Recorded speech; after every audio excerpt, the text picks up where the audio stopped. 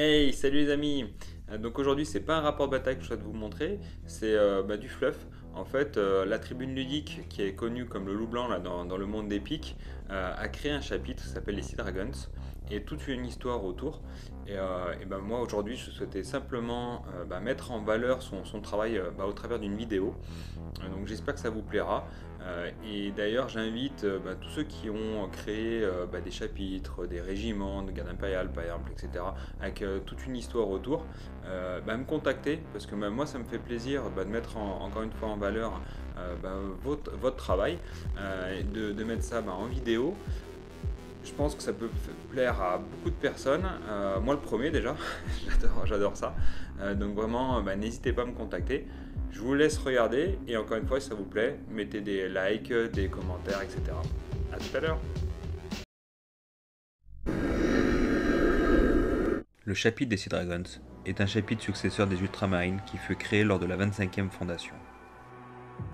Installé sur Cianeus Patria, un monde aquatique situé dans les confins, le chapitre fut chargé de contenir les Xenos qui pourraient menacer directement l'Imperium.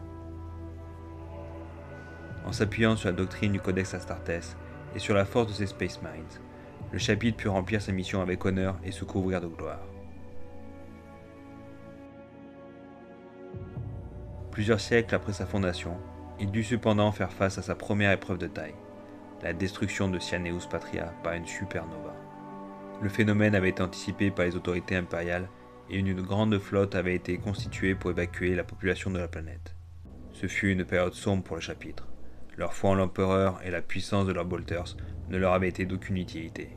Les Sea Dragons commencèrent alors leur errance au sein de l'Imperium, en quête d'une exoplanète pouvant les accueillir.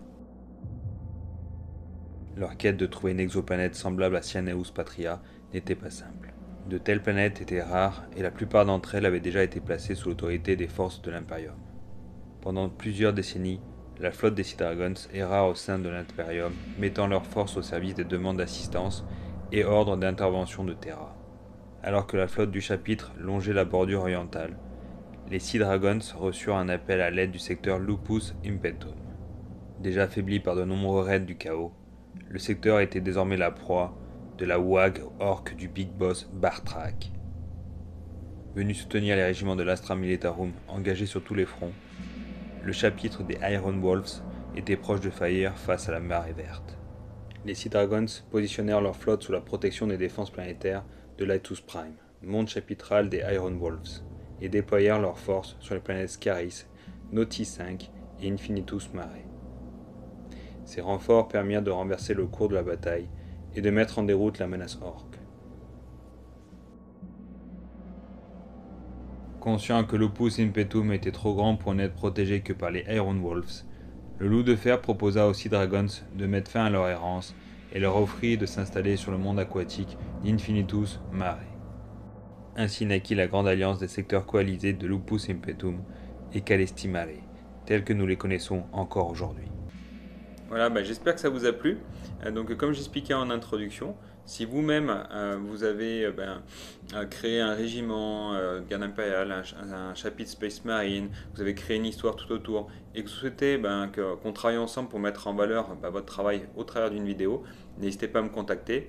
Et comme d'habitude, des likes, abonnez-vous, mettez des commentaires, ça me fait toujours plaisir, ça nous fait plaisir à tout le staff Net Epic.